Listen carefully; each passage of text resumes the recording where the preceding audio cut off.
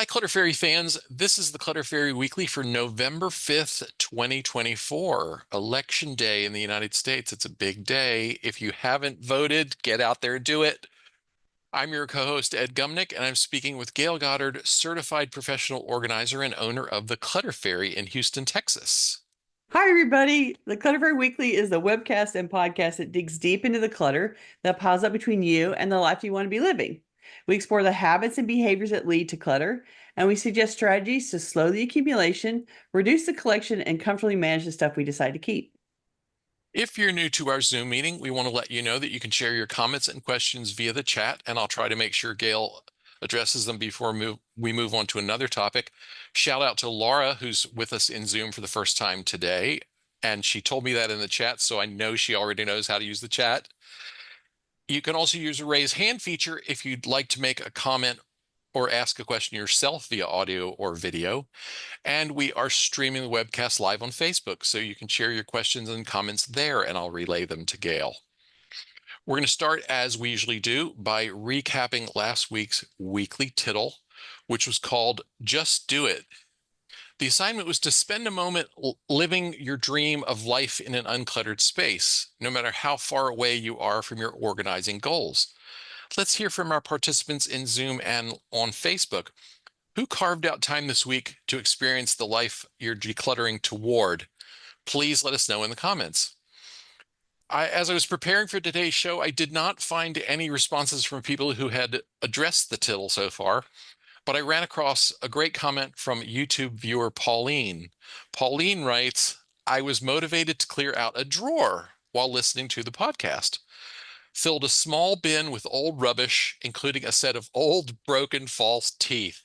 I saw this when it posted on YouTube, and the false teeth comment made me laugh because it reminded me of all the other comments about not being able to throw away the parents' toothbrush or being unable to donate their glasses after they were gone.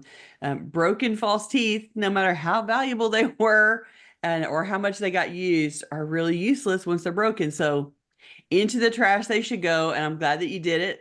Sometimes it takes a while to let go of things, but I'm glad you got in there and emptied out a drawer. Good for you. Yay.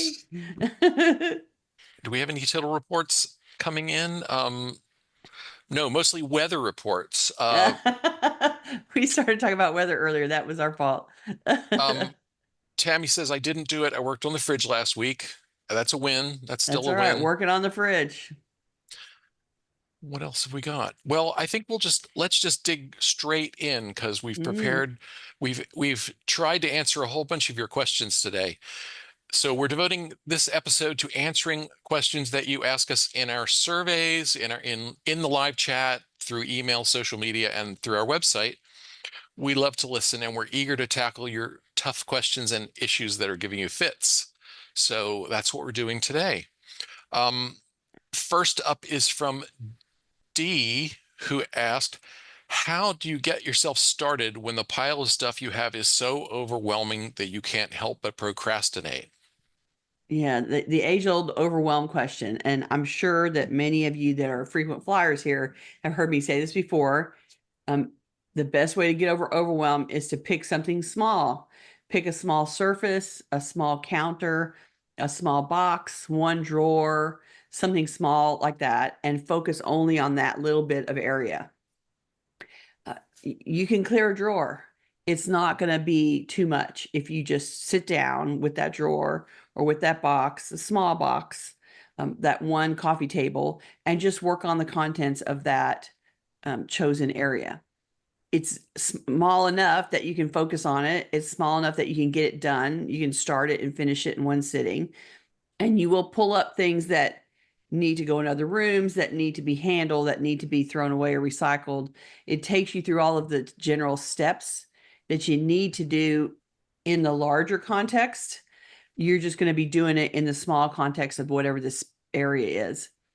And I have had people who had rooms that were so overstuffed and so overwhelming that they couldn't imagine even going in the room. And it's hard to see a small surface in a place that is that overstuffed. And so one of the tricks that you can do around that is take a large white sheet and cover up an area. Like if you go into a dining room that's really full of stuff, for instance, and maybe the dining table has stuff all over it and it's 2 feet tall.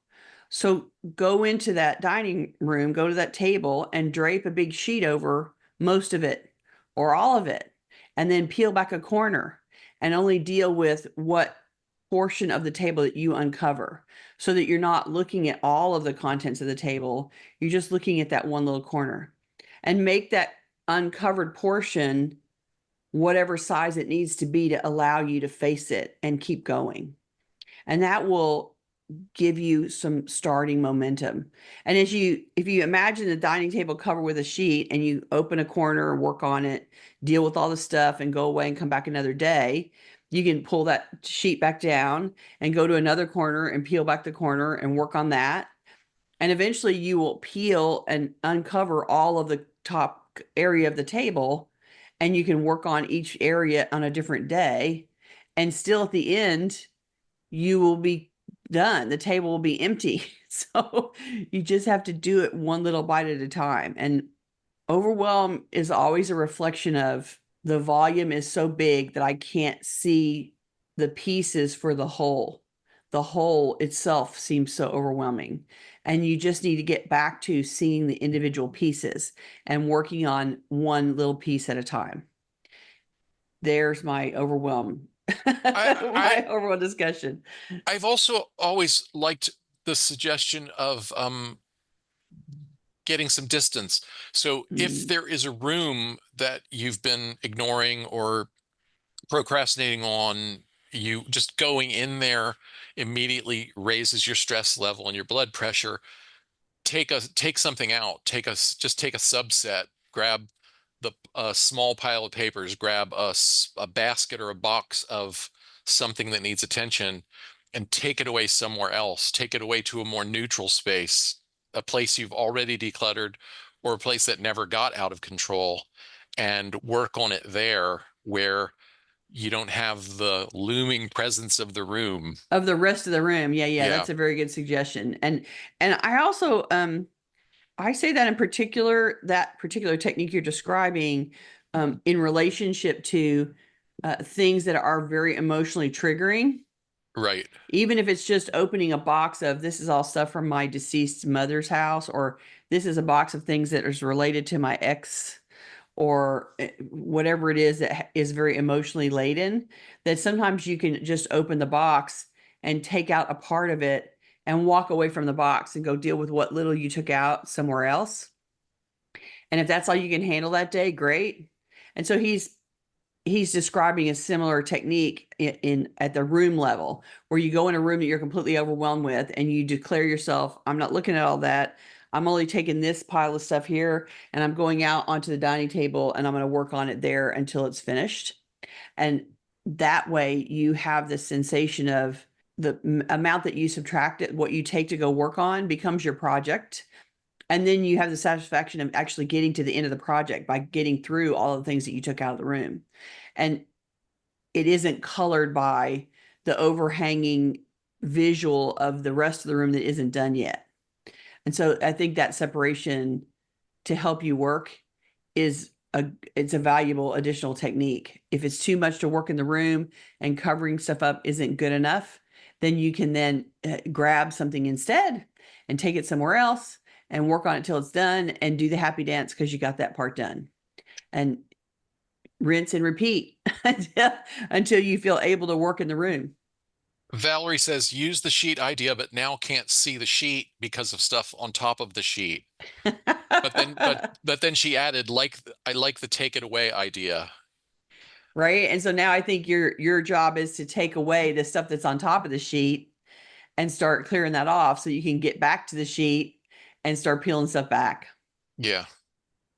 Teresa says I was cleaning out a junk drawer and found an extra key to my house and a $100 bill. Well, that's a good payment for you.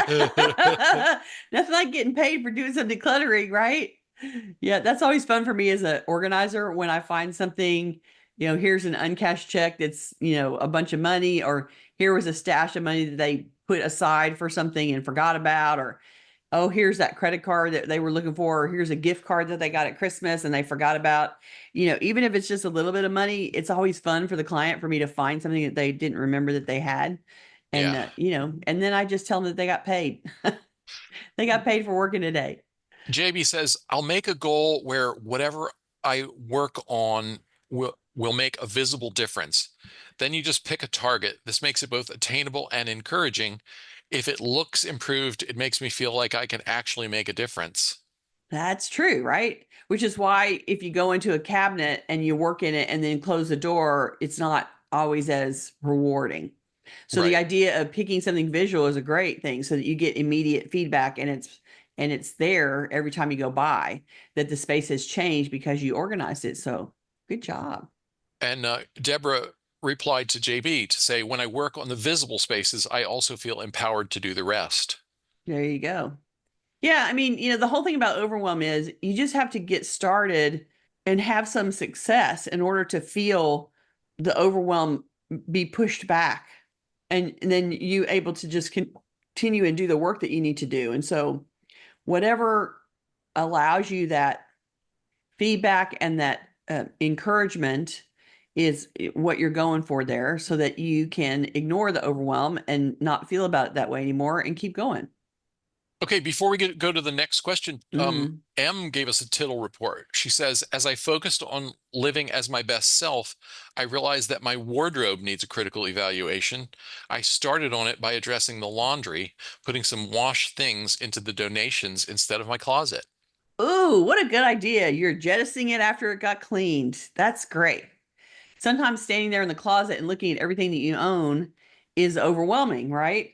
But if you are taking out a handful of laundry, a load, and you can say, okay, 80% of this is going back in my closet, but now this is clean and I really don't like this towel, or I really don't like this shirt, or I really don't need this pair of pants anymore. They don't suit me. They're clean now and I can donate them away. That's a great place to jettison it off. I like it. Okay, so the next question, we a couple of questions here that Gail and I prepared for a previous episode. And to the best of our recollection, we were not able to get to them. And I listened through the last couple of Ask Us Anything episodes and did not find answers to these questions. So I'm just going to say up front, if we're answering a question we've already answered, we apologize. But Oops. but on the bright side, we'll probably have some fresh things to say about them today anyway, because it tends to Right. work that way. So an anonymous survey respondent said, I have 10 to 12 binders full of letters from soldiers during the Iraq and Afghanistan wars Mm. due to the massive charity work I did back then. Who will want them after I die? An author, a museum, no one? I wasn't really sure about this one in the beginning. It sounds like you need to do a little bit of research there. There might be Army memorabilia collectors out there, or museums, or vet organizations that would be interested in that kind of a collection. Because you have so many of them, that sort of creates this slice of life pile that it has different value to someone that's looking at history than just one letter, right? The fact that Yeah. you have a big collection gives a different point of view. It gives a different level of satisfaction in terms of information about what was going on. So you're going to have to Google for interest in such kind of letters and contact people and send emails and make a bunch of phone calls. So it might be a bit of legwork to find somebody who would find these things interesting, but since you don't have a target already in mind, you'll need to be okay with asking and getting rejected a little bit. You can't give up with the first one or two negative answers where people say, that's not our thing, or that's not where I should go. That's not what we want to add. Just see it as a detective mission and dig in and find the right place for them. I'm sure they have historical value as a group to someone, and you just have to dig for it. And every time that you ask somebody and they say no, then your next question should immediately be, do you know of somebody who might be Right. interested? Do you know somebody for whom this collection would be a good fit? And I'll just tell you that the estate sale that I did that was so large, their family had a member in it who was in World War II, and there was a bunch of memorabilia from his tour of duty. And those items all went into the estate sale and they were all bought. None of that was left over at the end of the sale. And it was letters and it was photographs and it was a like a yearbook that they generated for their unit at the time. And there was a lot of it was basically personal ephemera of this soldier from during his time of service. And it all disappeared. It all was taken away. So I know people find that stuff historically interesting, and you just have to find the group, the person that needs that collection. And the fact that there's so many of them, you know, so many to look at makes them more valuable than a single soldier's collection or just one letter. So Yeah, just do a little research, go looking for who's interested in memorabilia from Afghanistan and go fishing Iraq. because Yeah, they're out there. They got to be out there. And so yeah. You generally army stuff is always collectible to someone. you could look for a chapter of the Veterans of Foreign Wars in your area and ask them, because even if they Mm. don't have a use for it themselves, they might have some thoughts on who Yeah, does. they'd be They'll got they'll plugged they'll in. be aware of any efforts going on to create archives and museums related to those wars, I would A think. hundred Um, percent. JB suggested state or national archives. Diane said ask a military museum or a genealogical society. In Houston, I know they would. I know that there's a the Clayton Library in Mm. Houston, part of the public library system, that is specifically about genealogical research. I don't know whether they'll be interested in anything as recent as that. I'm But not like we said, suggesting the Clayton Library specifically, but yeah. you could call, honestly, you could call them and ask a librarian at the Clayton Library, do you know of a destination for Oh, this? that's You a know? great idea because the librarian is going to dig in there and do some research for you Right? to find a solution. Librarians live to answer your tricky questions. Right? That is 100% true. So if you go and find a librarian and say, I need to find an organization that is interested in having this historical collection of letters, she will dig it out for you. I think that's a great idea. I think that is a shorter, faster way because she's going to have the resources online and in the library itself to suggest all sorts of solutions. She's going to be able to do the digging. So Yeah. go for it. Our next question comes from C, the letter C. This respondent goes by just the letter C. What would you do if you started decluttering or resetting an area and you either run out of oomph or some other matter arises calling you away? Too often I start but cannot complete a task. Could also be ADHD. That happens to all of us, ADHD or not. If it happens a lot to you, then you just need to assume it's part of the process and prepare for it. You can start your reset using large bins or containers. So even if you have to stop in the middle, the items aren't strewn about the place everywhere. Also, I would begin those resets in smaller increments. Pick a smaller subset to declutter first, like we were talking about earlier. That way you have a better chance of getting it done before you get interrupted or distracted. If you declutter in smaller sets, then at the end you may need to sort all the smaller subsets together to make decisions about how to organize the broader area. But it'll be a reduced amount of stuff, and sorting will go quickly then. Aim for smaller sorting jobs, and then that should help you with your oomph falling off. And I think that you're probably describing a situation where you try to spend more time organizing than you actually have the energy to do. So you're trying to say, I'm going to work on this for 8 hours, and then you work on it for 8 hours and burn yourself out, or you work on it as long as you can, and then you get burnt out, and your project size was set for an 8 hour day, and you could only work for a 4 hour day. So it may be just a matter of you've committed yourself to more than you actually physically or emotionally can manage. And so paring down that project to a smaller piece first might help you stop from running out of steam and running away. And just remember that, today's a new day and every project that you don't complete, you can go back to another day and complete. And so if you're feeling like, hey, I need to do some cluttering work today, maybe you can stop and ask yourself, which one of those projects did I start and not finish? And let me go and work on that. Yeah. Pat says, mentions Dana K. White's start and finish system, one item at a time rather than one area. I think making sure that your objective is reasonable for the time you've set aside. So Yeah. if you've set aside 2 hours to work on decluttering today, don't just say to yourself, I'm gonna declutter the guest room, which is clearly, 16 hours of work, you know? Right, right. So make your objective the left half of the desk in the guest room is what I'm going to do today in my 2 hours, in the 2 hours I have. Right. And then when you do it, you can call it declare it done. Well, and then also the one thought that occurred to me was know your limitations. And so if you set aside 2 hours to work on your decluttering project and you peter out after 90 minutes, that's okay. Make a note of that. Note that this difficult type of work, I only have 90 minutes of stamina for it. I only have steam for 90 minutes and then I Right. run out. Only have oomph. I only have 90 minutes of oomph. Right. LJKK6 says, I get interrupted a lot in purging stuff, and for me, I found if I take smaller bits and clean up that stuff into bins for donation to trash, etc., then move on to the next bit, rinse and repeat. Yes, absolutely.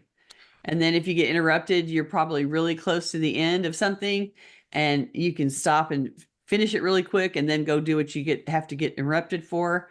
And you can come back with a new batch the next day. Okay, JB did a little AI search for us and says, here are some archives that house letters from servicemen for all wars.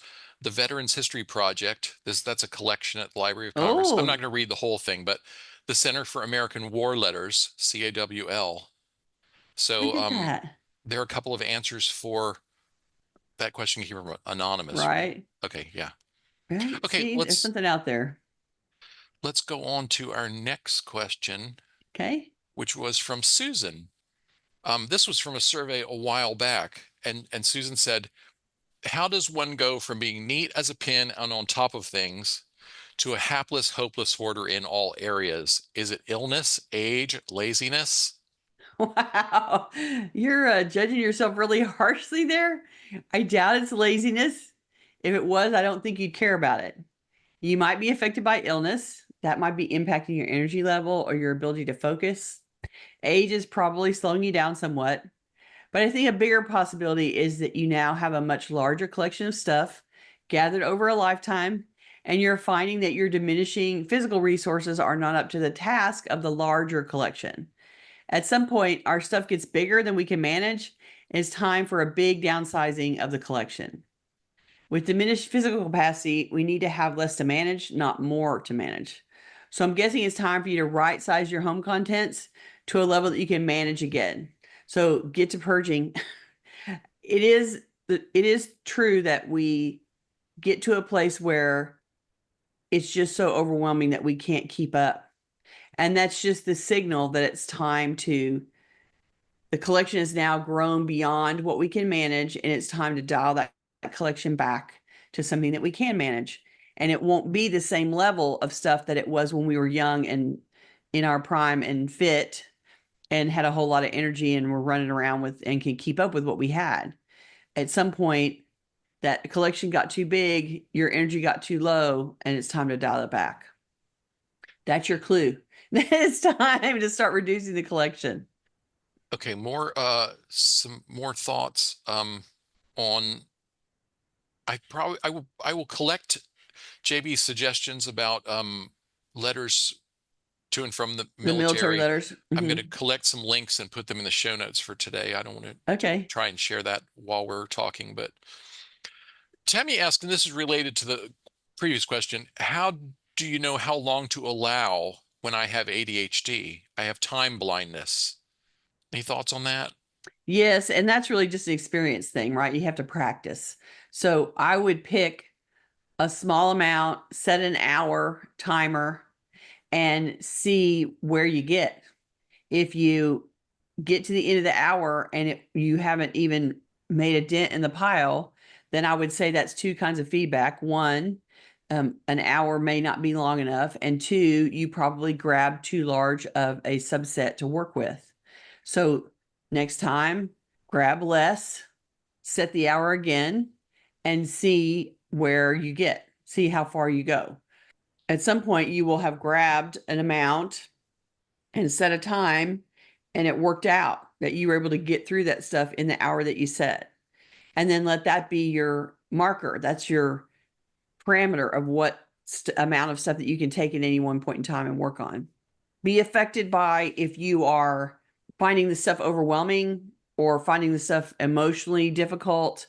If you're having trouble making decisions, then it might make the timeline needed longer. If it's easier stuff, you might get done quicker. So there's going to be a little bit of that movement back and forth depending on your emotional response to the stuff that you've picked. But in general, you can probably learn some things like when I do paperwork, I can only do this much paperwork over an hour and then I'm completely wiped out.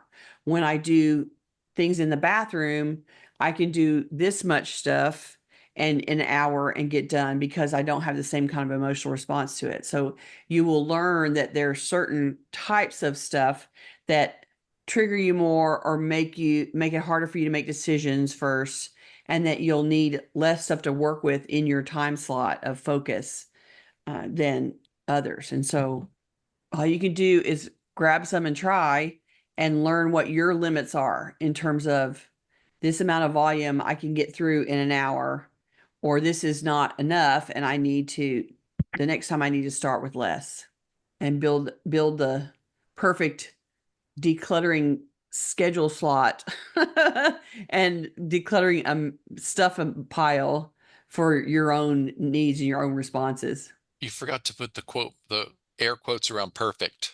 Perfect. Yes, the perfect. Couple of comments from people who are with us in Zoom in response to Susan about how did I go from on Oh top of yeah, it to to being a mess. a mess. And Yeah. JB says a stressful season or event can be a contributor. Mm. And Paula added, as can life in general. Maybe Susan got married or divorced, added a child, or a kid moved out. Life happens. It certainly does, and it interrupts all kinds of things. And so we all have goals of things we want to accomplish, and sometimes life just gets in the way, and you have to stop and regroup. I found her question particularly emotional in that I could feel her frustration and her overwhelm and her despair. And we all hit And, low points like that around it. and her judgment of herself. Yes, yes, she was Um, judging super harshly.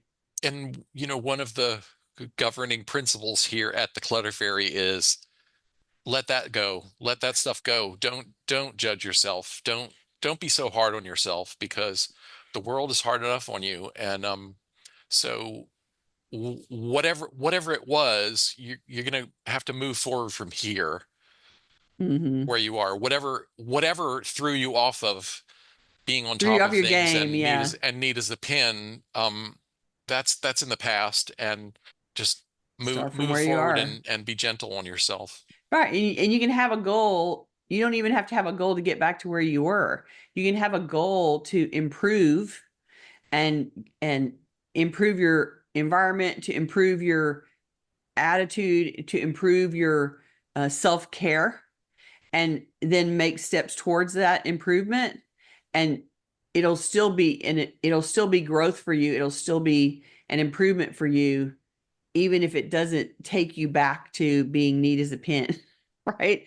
Yeah, So, and we are never going to tell you, I don't know what happened, but you're a hot mess. Like that is not, that is not what we're about here. So yeah. we understand that life gets in the way, things happen, you change, the universe changes, stuff around you.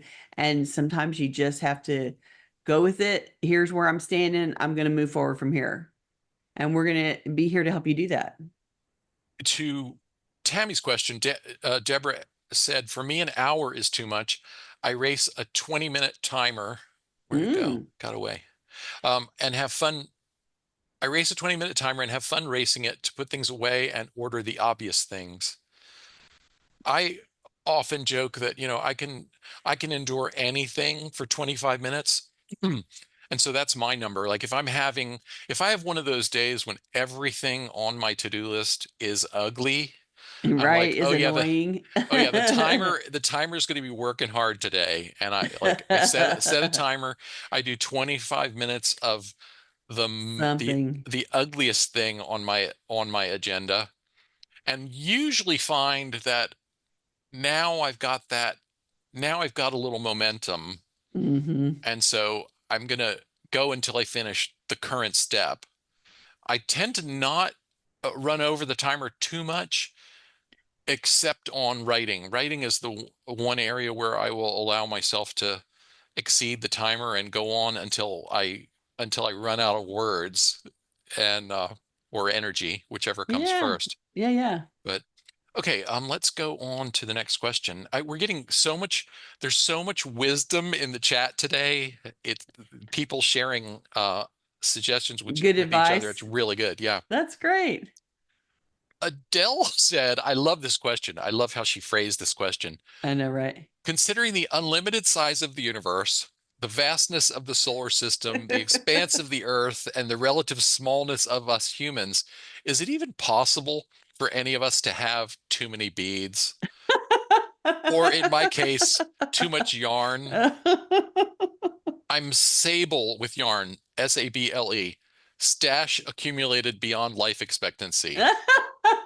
I love that so much.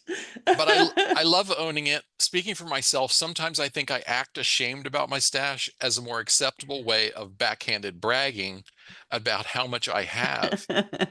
But I love owning it. Why can't I just own it and be proud of it? Since when is owning yarn or beads something to be ashamed of? I'll need to think on this. Remember, clutter's the stuff that's getting in the way of the life that you want to be living. So if your cherished collection isn't getting in the way and it brings you joy or delight or pride, there's no reason to feel bad about it. Go ahead and brag. You put money and effort into accumulating your stash and you love owning it. So if it's not creating any problems, don't worry about what anyone else thinks. One caveat though, since I'm a professional organizer, if you're keeping the stash and you expect that it's going to live beyond your life expectancy, then manage the stash with your heirs in mind. They'll have to redistribute the stuff. So find a yard executor to come and deal with the stash for your family after you're gone. And filter the contents regularly for things that you won't use or that you tried and you didn't like. So be realistic about what you'll use and what you actually won't ever pick, and give it to your knitting friends now. Make sure every bit of your collection is stuff that you'll use. And if you won't choose it for whatever reason it is, it doesn't matter what the reason, then let it go to another artist right away. So there's no needs for non-favorites in your collection. You don't need to have your collection be bigger because it's full of things that you would never use. So I think it's important to constantly be examining your collection to subtract the things that you would not use and pass those on immediately. And then it's also important, if you don't want all this stuff to go in the trash, to find someone who can come over and be in charge when you pass away. And my bead friends and I have all You have a we have all pact? promised their spouses that we will go to whoever's home and take all the bead stuff out and then responsibly redistribute it to other people that care, so that their spouses won't take it all, pull up a dumpster and take it all and dump it into the dumpster because they don't value it or want to spend the time thinking about it or are worried about it. So, and we've done that for a friend already who died probably in her 60s. She was relatively young. She had an illness and she died. And her daughter was like, I don't know what to do with the beads. And so we went over there and pulled all the bead stuff out. And then we arranged through various mechanisms to sell it all on her behalf and ended up giving her back a check for like $15,000. So it was a big stash. I'm sure she had way more than $15,000 invested in it, Wow. but we got all of her bead stuff to other beady people, and it all got rehomed and the daughter got a chunk of money out of it. And so if you are the current owner of a sable collection, then, then you need to plan responsibly for its disposition after you're gone. And finding one of your friends to agree to come over and take it all out of the house before your husband or children throw it in a dumpster is worth the effort. And then tell your heirs, my friend Judith is going to come over and take all the yarn away and try to deal with it for you so you don't have to worry about it. And frankly, I'm guessing that most of those people will be super happy that it will be someone else's job. Like they're probably walking around looking at the yarn going, "Oh my God, what am I going to do when mother's gone?" Like that overwhelm for them because it's a collection that they're not interested in, it's not their area of expertise. It means that they look at that stuff and sort of panic about what am I going to do about it. So if you can provide someone and say, this person that knows yarn is going to come and take all this stuff and do something with it, then they'll be like, oh, thank God, I can take that off the plate. And you'll bring those heirs a lot of relief. So just think about it. And, congratulations on having a big yarn collection.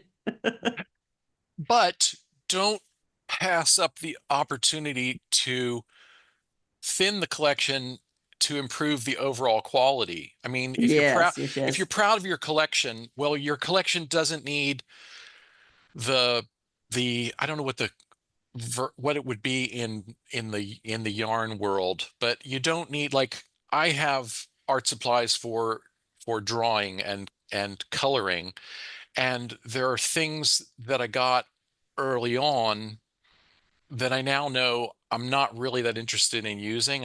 Was going to the art supply store every other week and picking up new pens and different types of pencils. And some of them I tried out and it's just like, no, that's not really for me. Or sometimes, That's not a my lot of times style. you get into a new craft with the sort of training wheels version of materials, and then Hmm. you realize later on that's not good enough. That's not good enough for what I want to do. And so don't be afraid to let that stuff go. Yeah, and make some of your fellow craft friends super happy by passing that kind of stuff on to somebody else. Yeah. 100%. Okay, what's our next question? Let's see. Um, an anonymous survey respondent asked, "Is it okay to throw away everything if I cannot easily get it to a donation center?" Sure, I'm never going to tell you that you can't, but I would say that I can offer another option to you. An easy way to offer things up to someone else is to put stuff out for heavy trash day, especially if you put it out early, as soon as you can. Usually, you can put it on Friday, the weekend, on Friday of the weekend before the following week when heavy trash is going to come. And so then it can be out there for several days before the trash truck is actually going to show up. And the thing about heavy trash day is everybody knows when heavy trash is. And so there's lots of people who regularly go through stuff in the days upcoming before heavy trash day. They drive around and look at all the stuff that's been put out. And they'll haul off all kinds of stuff and really reduce what actually ends up in the landfill. And you only have to get that stuff to the curb. So it's the easiest way for you to get to heavy trash day, bring everything out on the curb when you're, legally allowed according to the city to do it. And you can put it all out there and then you just don't care who goes through it. So if somebody driving by the house stops and pulls something out, whatever, if the people that are cruising the heavy trash piles with the pickup truck come and pull stuff out, you let them, because you don't really care where it goes. If it goes with them, it's not going to the trash. It's an easy way that you can put things out on a specific day and everyone knows that stuff is going to be at the curb. Everybody in the city knows when stuff is going to be at the curb for heavy trash. And so everyone that is interested in picking goes out and starts driving around looking for stuff to pick. And you'll have other random people stopping by to look to see what's in the trash too. So go for it. Put it out there and it will go, right? It'll save you the trouble. Yeah. And if you want to put stuff in the trash, knock yourself out. Yeah, I got a little, that question felt like the person asking it was, uncomfortable with the idea of stuff going to landfills. And so I also want to just sort of, repeat our advice we've given before, that if you get to the point where you have to choose between it goes to the landfill or my home turns into a landfill, Mm, we suggest opting for sending it to the landfill. right? I mean, yeah, Because it's we not, want you to stay healthy and we want you to feel safe in your home. yeah, yeah, your space needs to be safe and healthy for you to live in. And so if landfill is the option, the only option available to you, then do it. Because we don't want you we don't want you to create a landfill in your home and then have to live in it. Yeah. And so better that you send it off. If landfill is the result, if landfill is the option, send it off and don't live with it. Suzanne asked, with all things clutter slash declutter in your life, have you ever felt like walking away from it all with nothing but a small carload? I wondered if you were asking this question, if you were asking me that personally, or are you talking to anyone who is decluttering in general? I think everyone reaches an abandon it all phase where walking away seems like a better idea than facing all the work. I totally get that. Sometimes it sounds like this. Can I start a fire and just burn it all down instead? Walking away with a small carload certainly will relieve the stress of managing the volume. You're saying the job is overwhelming and hard and you don't want to deal with it.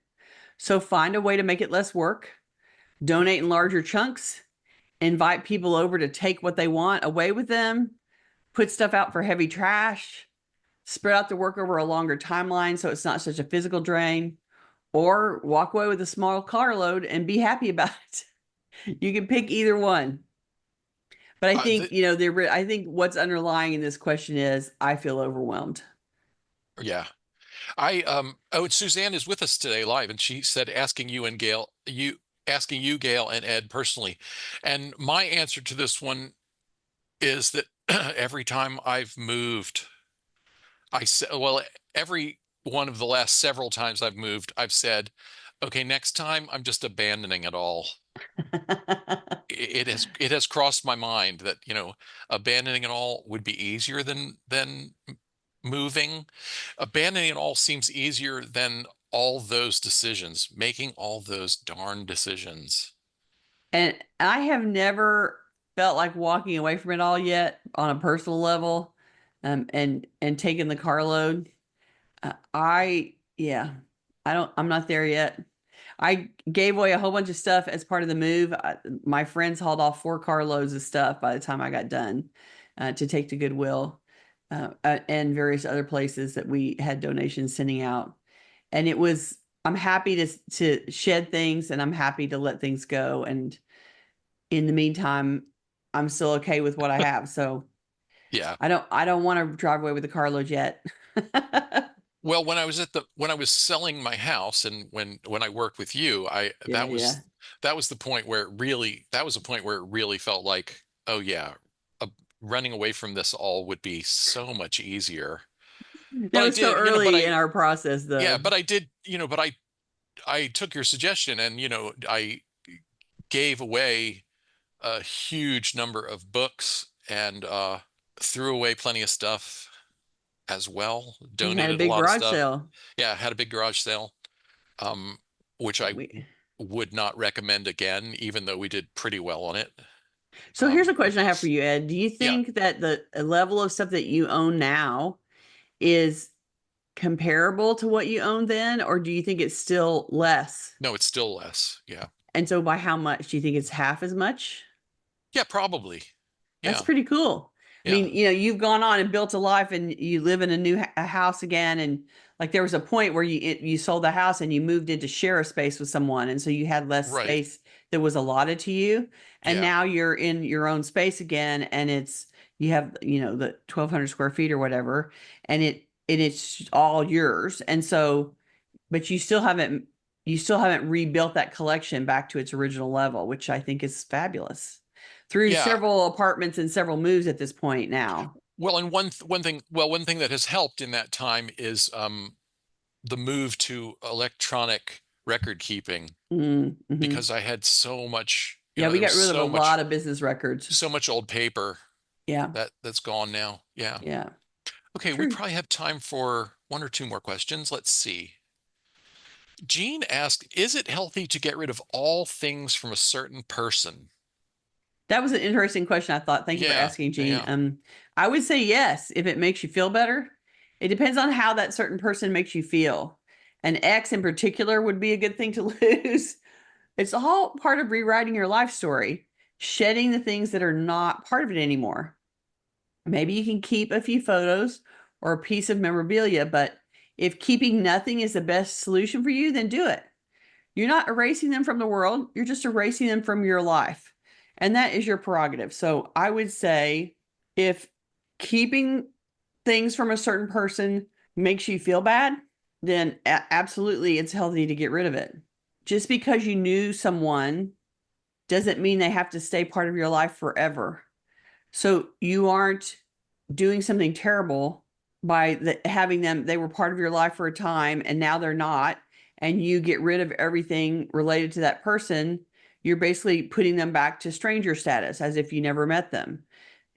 That person, along with a billion other people on the planet that you will never meet. So it's no different than that to me.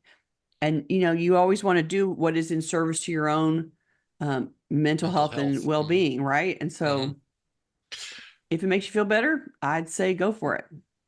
My only caution there is, what are the emotions? What are the emotions involved? And Mm. if one of them is grief, well, then you might want to wait a little while, Give it a minute. take a few beats. Yeah, even with an ex, you may at some point realize, oh, well, except there was the good stuff, and so maybe I could keep, these these three little things or something like that, you Well, know? and sometimes you come to learn, okay, my interaction with that person taught me this thing about myself, or I improved this thing in my life because of them. Like there's gains that happened for you, even though the person didn't stay, isn't still there. Right. And so like you said, they may come around to that person is gone and rightfully so, and we're done. And I still have memories of these things that we gained that were important and valuable for us. And so, Yeah. yeah, Okay, I think this will be, yeah, one more. This question came from someone who put in their name as all, and I wasn't sure whether that might have been a typo for Ali or something. right. But all asked, says, I'm trying to downsize, making progress, but I still have garage items to tackle. There are boats, bicycles, grills, lawn equipment, hot tub parts, etc. Any thoughts? Tons of thoughts.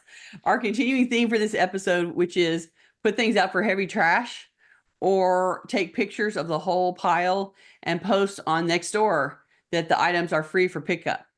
You'll be amazed at the response you get from that, and people will come over right away. You might want to list the boats separately for sale next door or ask your friends about the boats depending on what type they are and their value. But all of those items can go to the curb with a free sign on them, and a lot of it will just walk off when you're not looking.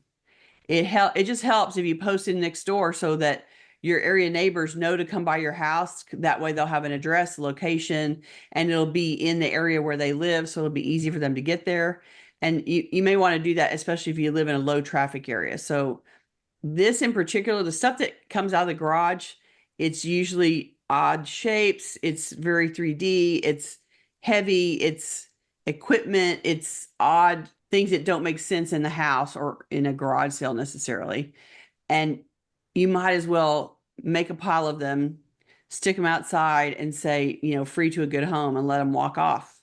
Yeah, those hot tub parts. When I saw the word, whenever I see the word parts, when somebody's hanging on to parts, it's like that's probably going to end up in the trash Right? because there's just not a market for that. You can't donate them. I mean, you can donate them, but then you'll be making the people at the donation place throw them in the trash instead of just putting them directly there, Right? And just right? recycling them. Isn't that your experience with parts, Yeah, random yeah, yeah, parts? yeah. Which is why, putting them on next door and having that be in the list of items if somebody is looking for a part, they can come and check it out. But otherwise, it it'll be left over and you'll end up throwing it away ultimately. But because you have bicycles and grills and lawn equipment, those are all things that other people might need, and it would just be super easy to pull them out to the curb, take a picture of the whole thing. I don't try to make a million pictures. I just take a couple of pictures of the whole pile and let people look at the picture. And then I list the items in the description. All these things are here right now. Here's my address. Come drive by and take it away. And then I start getting responses to that post immediately. I did it at the very end of my move job to get rid of the last few things out of the garage that I didn't want to just throw away that needed to go. And within 4 hours, all of it was gone, 100%. So put it out there, ask your neighbors, go on next door and watch it disappear. Oh, Paula mentions you can leave the hot tub parts with the house when you downsize. Yeah, Yeah, if the hot tub's still there. if the house, right, if you still have that makes sense. Yeah, of course. True, true. Yeah. Assuming the hot tub is staying with the house. I'm Right. going to share a few comments on the question about getting rid of all the stuff related to a person, and then that's about Okay. probably about all the time we have. Okay. Deborah says grief is really important to acknowledge. When I became a widow at 44, I kept only the very most important things and donated the rest. Anya added, I did throw away all stuff from one family member who dumped me cruelly, and it was very painful, but also great for me. No regrets whatsoever. M said, I have waited about throwing out everything from people that I didn't enjoy, then later realized the underlying fondness that remained. That was kind of the point I was trying to make too. Mm-hmm. But Suzanne added, the items aren't people though. If you don't enjoy the item, I think you would do yourself a kindness to let those items go. Right. And even if you come back to, like we talked about, you come back to an underlying fondness, you come back to remember the good times, that still doesn't mean you have to keep the whole collection, right? Right. Like there's probably way more there than you need to justify your lingering or remaining feelings of goodwill towards that person, of what is left over after all things have been separated. And so at that point, if that person isn't in your life, that season of your life has passed, then making that collection infinitely smaller than it is when it started is a reasonable goal, so that you get down to a little pile, not a big collection of stuff related to that person. Yeah. Perfectly reasonable. All right, we are just about out of time. So we're going to be back next week at the usual time. It's so nice that we're back in sync with the rest of the world on that whole time change thing. Right. And next week is November the 12th. Yeah, we'll be back at the usual time. We have not settled on a topic yet. We've got a couple of things we're considering. So watch your email for an announcement of that. Gail, why don't you give us the tittle? This week's tittle is take out the garbage. Since we didn't pick a dominant theme for this week's show, we're keeping the tittle really basic. This week's assignment is to go for a quick, easy win by removing any obvious clutter that might have turned up recently. So make a pass through every room or area of your home that gets regular or frequent use or regular or frequent drop-offs. Right. Remove and discard any obvious debris from the routine of living. Here's the food wrappers. Here's the discarded mail. Here's the empty delivery boxes. Go and manage those. Collect dirty dishes or drinking vessels and return them to the kitchen. If you have more than one person in the house, you know those things are all over the house. You need to go find them all and round them up. Gather recyclable items and put them in the appropriate receptacles. I have clients who leave the piles of shipping boxes in the corner until recycling day, but you don't have to do that. You can just go through and process them right now and go put them in recycling. And that's what we're suggesting.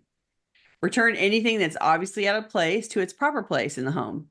And if you get through all of these previous steps without finding anything that needed attention, cheers for you. Try to take a fresh look at your space to determine whether there's anything you might shift this week to optimize the enjoyment of your home. So we're talking about a trash, recycle, relocate pass, and clear some stuff off the top, clear a top layer off and move some things around, get some things out.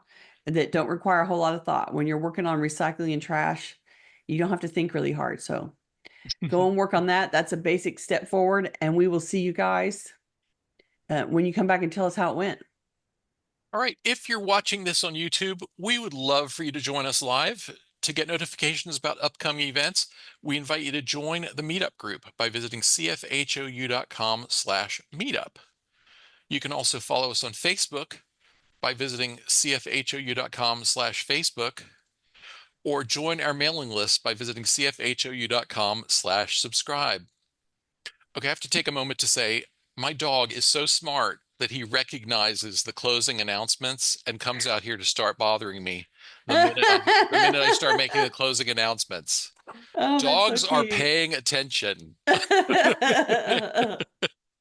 Okay, we love to hear from you, so please keep your questions, comments, and topic suggestions coming on YouTube, Facebook, or anywhere that you find us. You can always reach us through our website at clutterfairyhouston.com. We love your little dog. Hardy is our little friend, right? That's so awesome. Thanks, you guys, for coming this week. We really appreciate you. Please don't forget, if you're a YouTube watcher, we hope that you'll subscribe and like the videos that you enjoy. I know that a lot of people go back and listen through all of the catalog back there. It can take a long time. So anything that you go in and listen to for the first time or the second time, go in and like it if you enjoy it. We appreciate you paying attention to that. We sure do. We'll be back here next week. Love you guys. Bye-bye. Bye.